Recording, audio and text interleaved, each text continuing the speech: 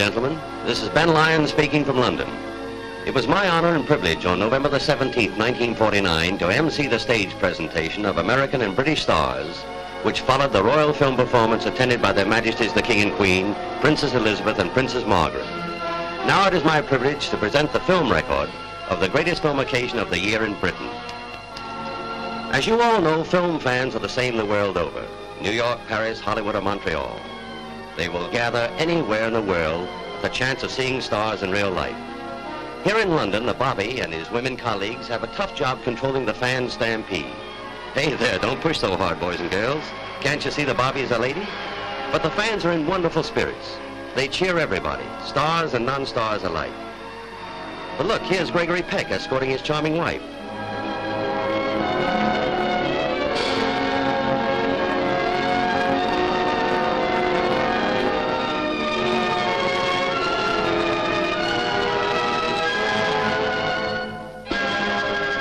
Greg has just finished a British film over here. Good luck, Greg. Who's the serious-looking character? Why, it's Jack Warner, British star who came into films by way of radio. With him is a famous character actress, Kathleen Harrison.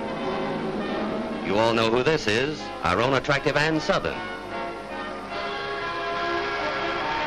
Hello, Anne.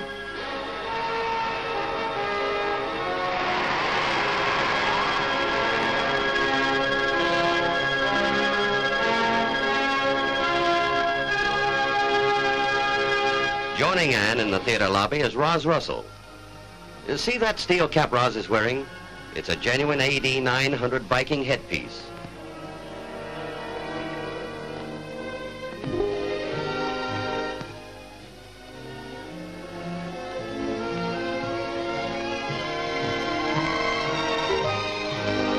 Outside once again we meet George Muurphy. Nice to see you and your charming wife, George.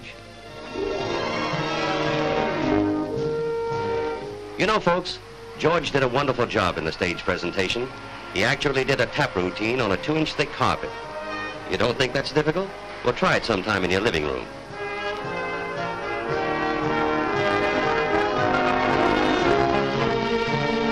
Here's Douglas Fairbanks and his wife. Doug is on one of his frequent trips to Europe, impeccably dressed as ever. Here's Richard Todd, whom you recently met on the coast where he made his first American film. With him is Joan Dowling. Do you know these two? It's Margaret Lookckwood and John Mills, two of Britain's most popular box office stars.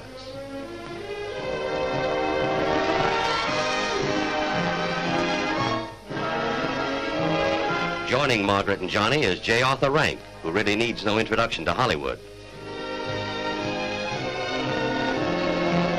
Entering the lobby now is Anna Neagle and Michael Wilding with Herbert Wilcox. Herbert is Anna's husband. He's also her director and producer of her greatest successes. Anna and Michael are top British stars whose films have won the British National Screen Award more than once.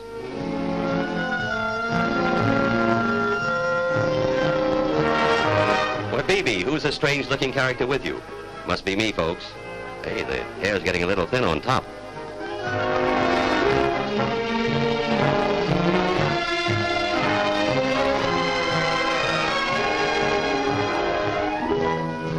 Here's a nice gown. It's, yes, it's draping lovely Valerie Hobson.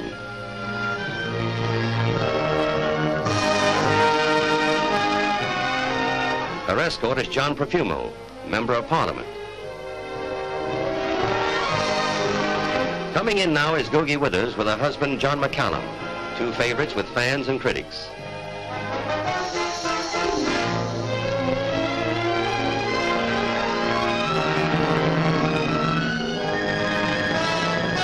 At last, the stars of the royal film performance, the Forsythe saga. Wonderful job you did, Greer.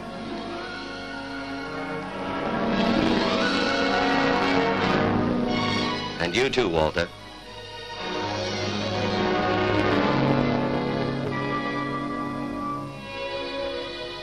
If this chap would only turn around, you'd see, well, you'd see the other star, Errol Flynn with Princess Chica.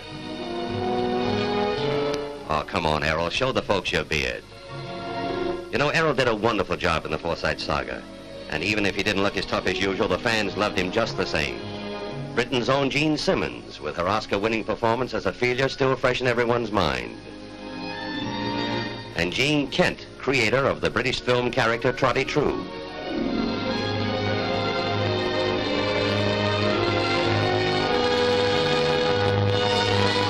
Stanley Halloway, from stage through radio to film stardom.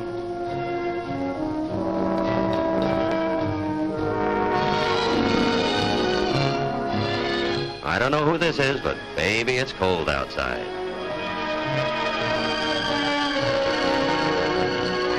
Richard Attenborough and his pretty wife, Sheila Sim. Sheila has just presented her husband with a son and heir. Trevor Howard, popular British star with his wife, Helen Cherry. And now the great moment arrives. We in the theater could all hear the cheers outside, which heralded the arrival of Their Majesties the King and Queen, Princess Elizabeth and Princess Margaret. The King, fully recovered from his recent illness, steps out of the royal car.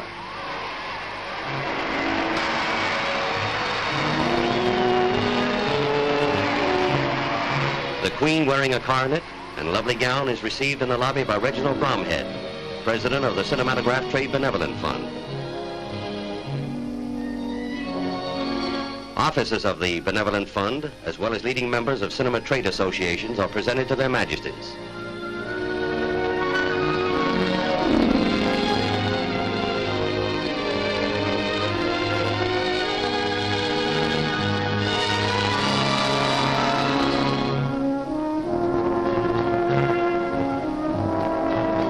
Little Victoria Hutchinson presents a bouquet to the Queen. And I think she's going to make a wonderful curtsy. Yes, she did. Anthony Bond, 5-year-old son of star Derek Bond, presents Princess Elizabeth with a bouquet. Looks like Tony's all hands. Brian Hutchison offers a bouquet to Princess Margaret. The royal party then proceed to take their places in the theater. Immediately behind the royal box is Mr. Louis Douglas, the United States Ambassador, Mrs. Douglas, and daughter Sharman.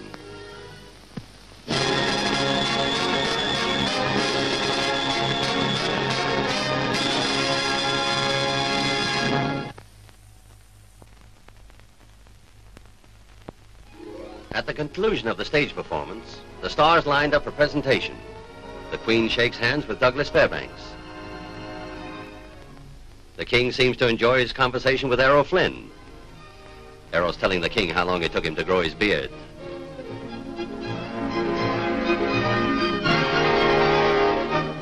Greer Garson's big moment arrives as she's presented to the King and Queen and the princesses. On her left is Alec Guinness. The close interest which the royal family take in the cinema is shown by their animated conversations with the stars.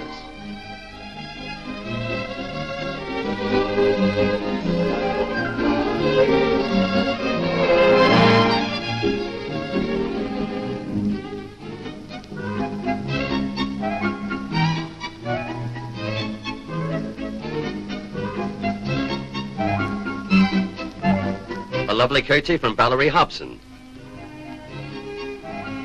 Jean Kent and Maura Lister. Trevor Howard bows to Princess Margaret.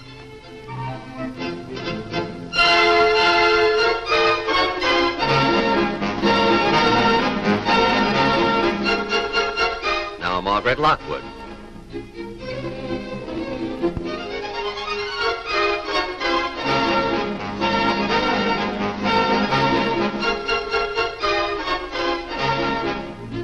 Phoebe Daniels converses with the King.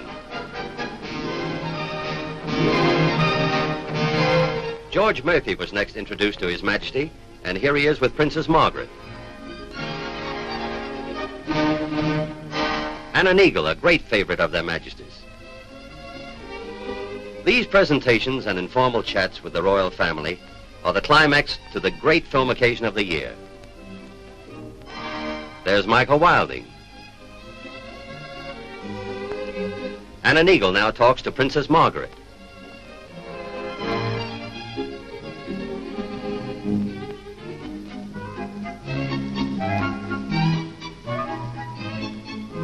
And also Princess Elizabeth.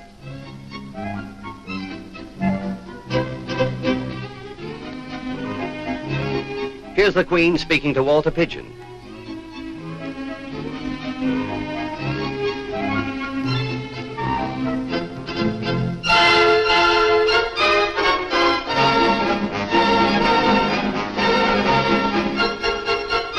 Gregory Peck meets Princess Margaret.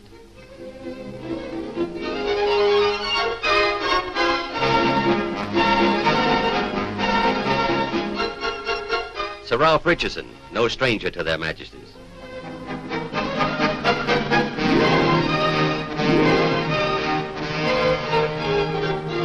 Roz Russell does a beautiful curtsy. And I believe Roz is giving the history of her helmet to the Queen.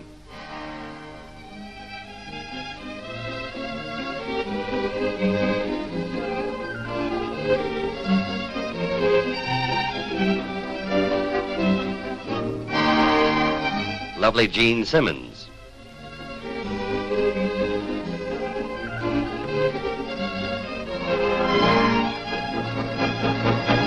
And Sothern is presented.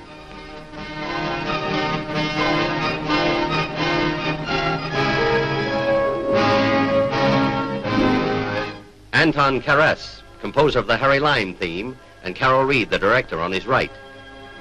Richard Attenborough is presented.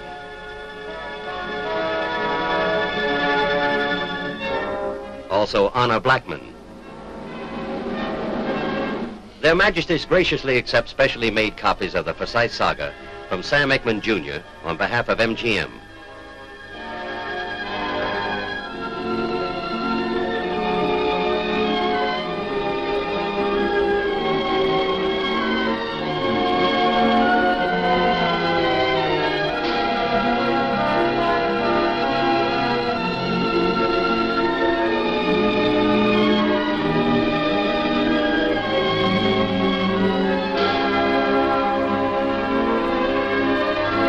Before leaving, the royal party congratulate Reginald Bromhead and Robert Wolfe on the success of the show.